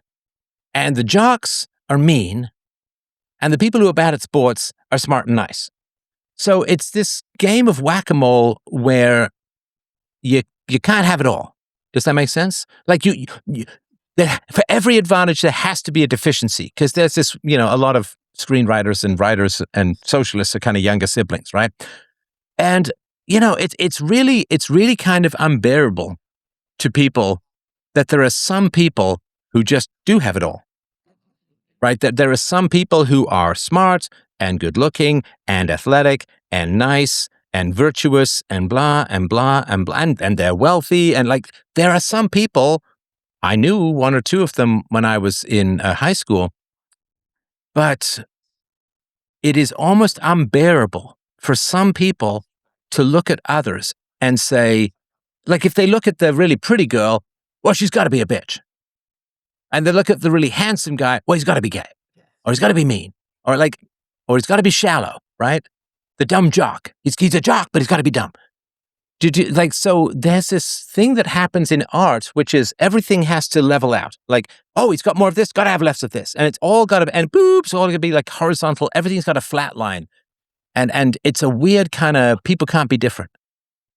And it's the same thing in The Simpsons, right? Like Mr. Burns, he's very wealthy, but he's a creepy, evil, capitalist, Marxist stereotype, and so on, right? And he's got no family, and nobody loves him, and so on, right? So this really started to come in the late 70s and the 80s, I guess, as the communists did their slow march through the institutions. But it's all got to balance out, and you can't just have people. Everybody's got to have their redeeming qualities, and everything balances out. It's like in Dungeons and Dragons. You've got like strength, intelligence, wisdom, constitution, dexterity, and charisma, right? You see the 3 to 18, 3d6, right? And it's like, if you dial up one, you got to dial down the other. You can't have people who just have 18 across the board. I mean, you could, I suppose, if you happen to roll really, really well. But this dial up one, dial down the other has been a constant. And so what you do is, and I understand this, so if you're poor and you see kids who are, wealthy, comfortable, successful, socially good at sports, and I remember there were some rich kids in my high school. They showed up like their 16th birthday. They come in like red sports cars, and I had a paper route because I needed food, right? So there's this resentment and this envy and sometimes this hatred, and it's like they can't have it all. So whatever they've got, I've got to, in my mind, take away something to equal it out. And this has been a real pathology, and it is not something that people can process at all. So. Yeah, no, that's interesting. As a teacher, in my brief stint, most of the students that I connected with the strongest were the athletes. They were able to communicate well. They were able to, take criticism well. And from my experience, I'm drawing on one in particular student. Like you said, kind of had it all. Wealthy parents, a two-parent household, tall, good looking, very successful, and he turned out to be a really, really bright young man. And when he would try to stand up for kids that he felt that were inferior, I think that they were already programmed to think that he was a prick, so they would just already have that pre-resentment already wired into their brain. So they were already just. It was like a self-fulfilling prophecy, since he couldn't escape that stereotypical, this guy must be an asshole jock, because, he was already combating pre-existing programming from these other kids, whether they were lower socioeconomic status or whether they were goths or losers. I mean, I even saw it firsthand. You'd have to pair them up, and they would already be extremely resentful to these kids. So they were already, well, what's the point? I might as well just ignore them or not stand up for them in that kind of sense. So, anyways, I'm going off on a tangent, but I just wanted to say that, I appreciate the pushback on portraying jocks as pricks and assholes and kind of meat-headed, because that wasn't my experience. And when I was an athlete, I guess when I first got my Leatherman jacket and felt like I was a big shot in high school, sure, it goes to your head, and you definitely feel like you're in a different status above everybody else. But I certainly didn't go around waving that and gave me permission to be a prick. That was never my intention at all. So, but again, I've also seen him that way. I've seen some pretty sadistic things. So like I said earlier, it was real 50-50 for me. I don't know what everybody else has to say about it, but I still think that archetype of the asshole jock is still a valid point to point out. I just don't know. I agree, though, that it's overused, it's over depicted for sure. Yeah, and if there are generally more attractive men around, you have a challenge. So if there are, the tall, good-looking, wealthy, good in athletics, and these things do tend to cluster. So people who are wealthy tend to be good-looking, because if the father is wealthy, he tends to be able to choose a more physically attractive and smarter wife, because looks and IQ are somewhat correlated, right?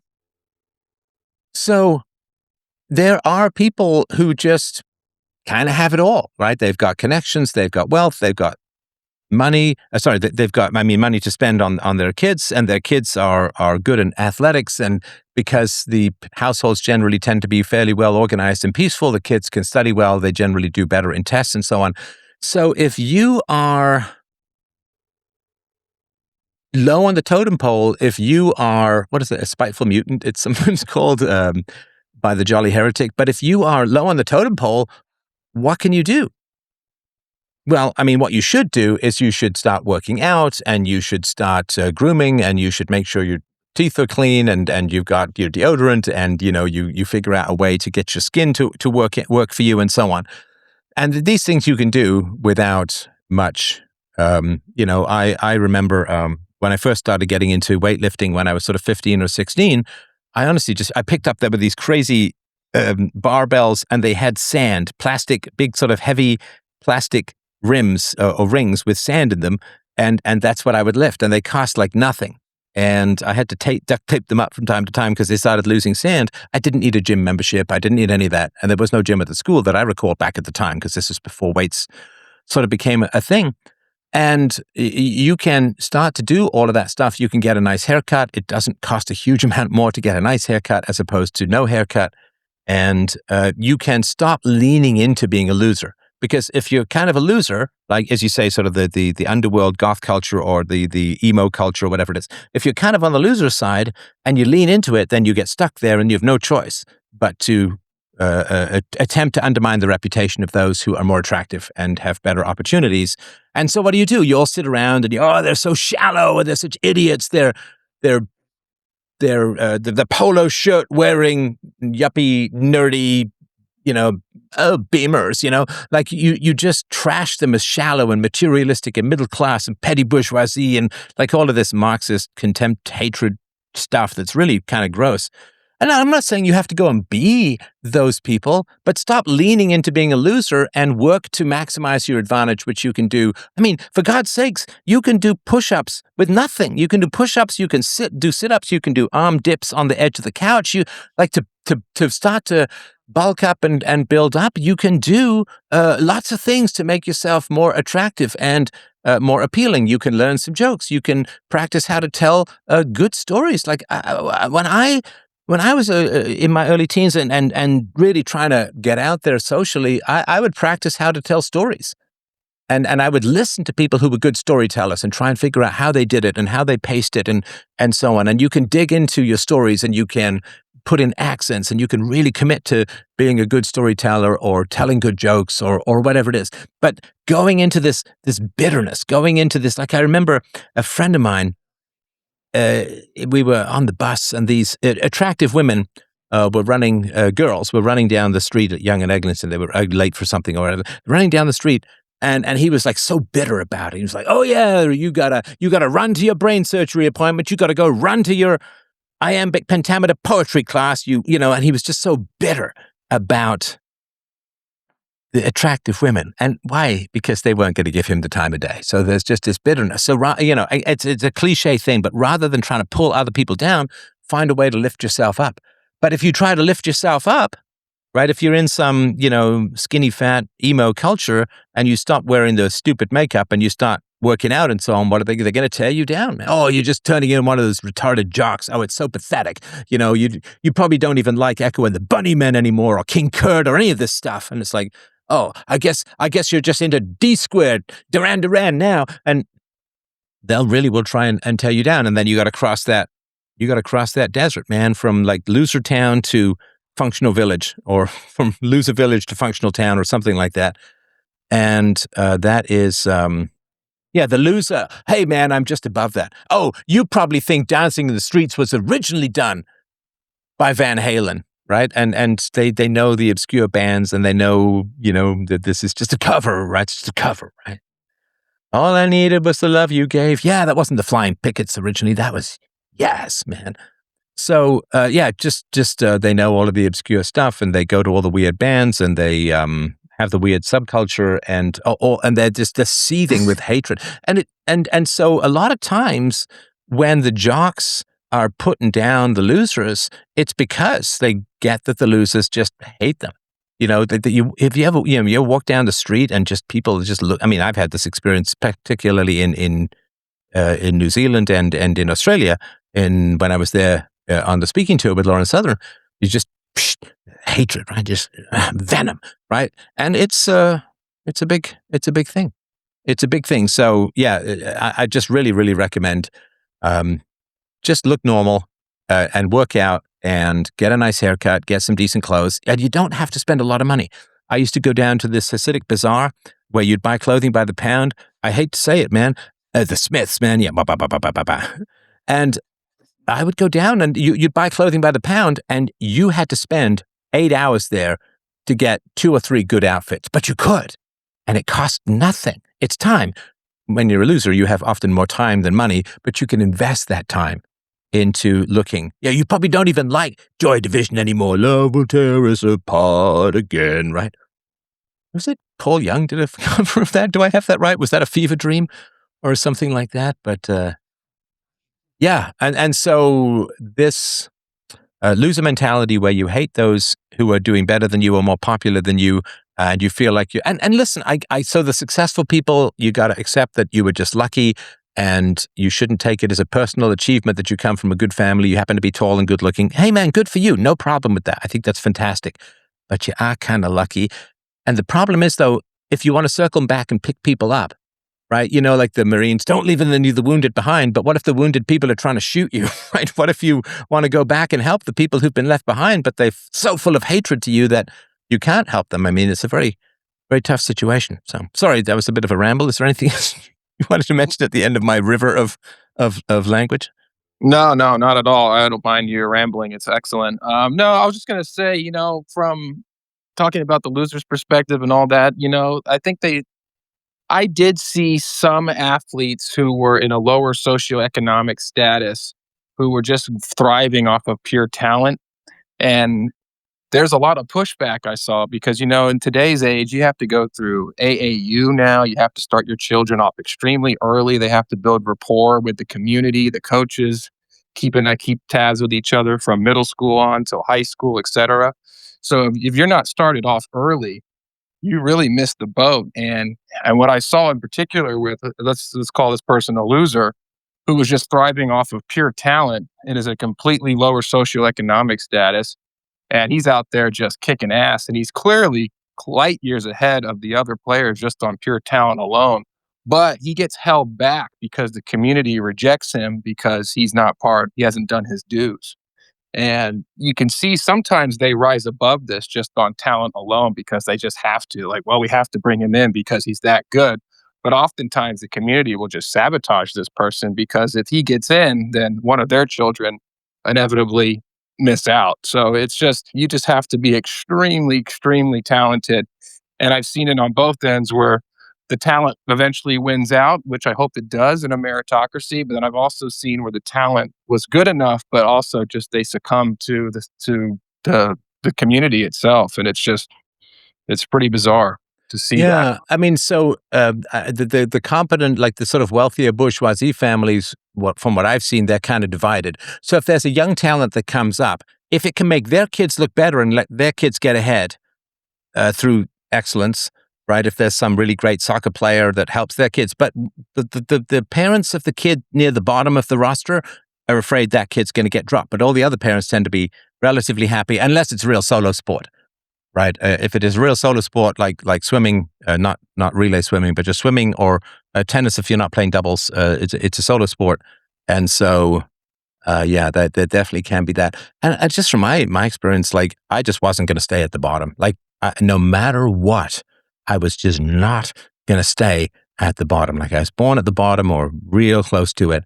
And I was just like, I am not staying down here. Down here is hell. If I have to climb with my frickin' molars on bare quartz-like sparking rock. I am getting the fuck up from out under this shit. I am born at the bottom. I'm born in the dungeons. I'm born in hell, bottom layers. I am going to tunnel the fuck up. I am not staying down here. I am going to get up, because if I stay down here, I'd rather be dead. It is not even like an option. It is not even like a choice. It's just fucking survival. I will not want to live down here. I'm not going to want to live with these shitty people. I'm not going to want to live in these shitty little apartments. I'm not going to want to take the fucking bus for the rest of my life. I am not going to stay down here. I will do anything short of crime to get out. And the people who stood in my way, sorry, man, totally expendable. Totally expendable. Totally expendable. I would climb on people's faces to get out of there, man. I could not. I felt like the fates were just holding my face in the bottom of the shit-infested, rat-infested Ganges River. Like just shit and fecal matter and offal and blood and guts and eyeballs just face down. And, if you've ever been really held down, I don't know if you've ever, like, when we were kids, kids would wrestle with each other and they'd try and make you say uncle. And I was like, I'm not doing that. Fuck that. I would, like, some kid, I remember, it wasn't bullying or anything like that. We were just wrestling and he pushed my face into the mud and I just had this rage and just threw him the fuck off me. I didn't hurt him or anything, but I was just like, I'm getting up. I don't care who's in my way. I don't care what's in my way. I don't care what I have to do. And it wasn't always the most honorable path. I'll be straight up with you. I mean, I never did anything criminal. I mean, I did a bit of shoplifting in my early teens, whatever, nothing major. But I was like, I am not, this is, whatever's happening in my life, I'm not staying down here. Because down here, not even a little bit, down here is death. Down here is like having my head in a toilet and people flushing with new shit every day. I am not staying down here, because if I stay down here, I'm going to die, in the same way that if somebody's holding your head in the mud and you can't breathe, you're going to die, and you do whatever it takes to get that person off your back and get the fuck up. And I don't know, some people do stay down there. I know, and some of the people I know from when I was younger, they got out of there materially, but they didn't get out of there mentally. In other words, they maybe made some more money than their parents did, but they didn't get out of those terrible relationships. They've had their divorces. They've had their addiction. So they still stayed in the shit.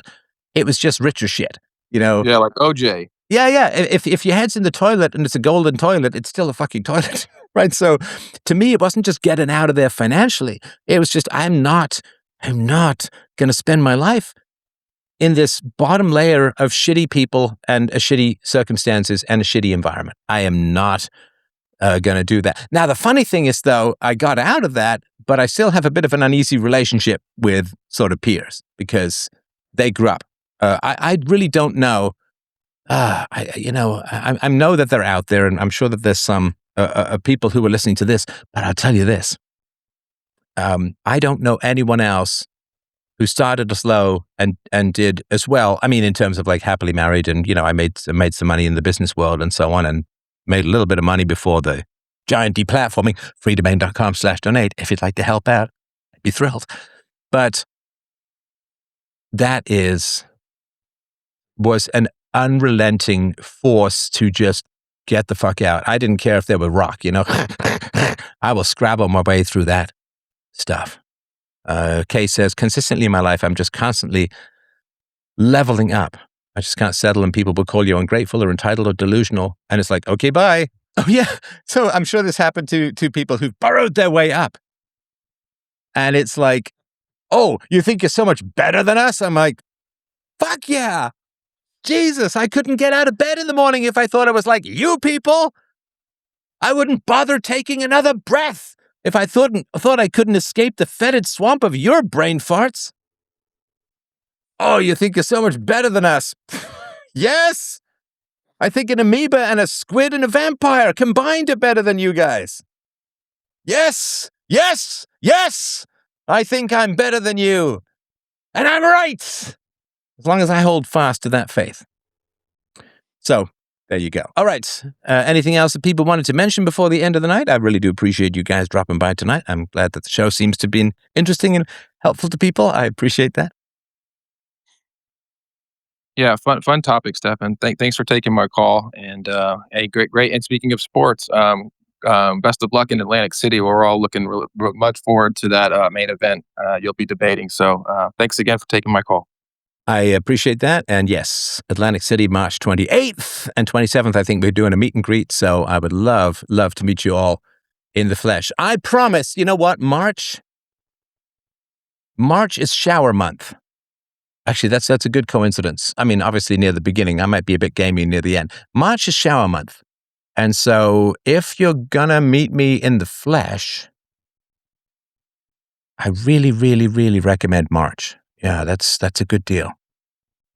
Any other month, it's a better meet and greet from a fair distance, depending on which way the wind is blowing and so on. But yeah, if you're going to meet me in the flesh, March. I don't think the tickets are out just yet.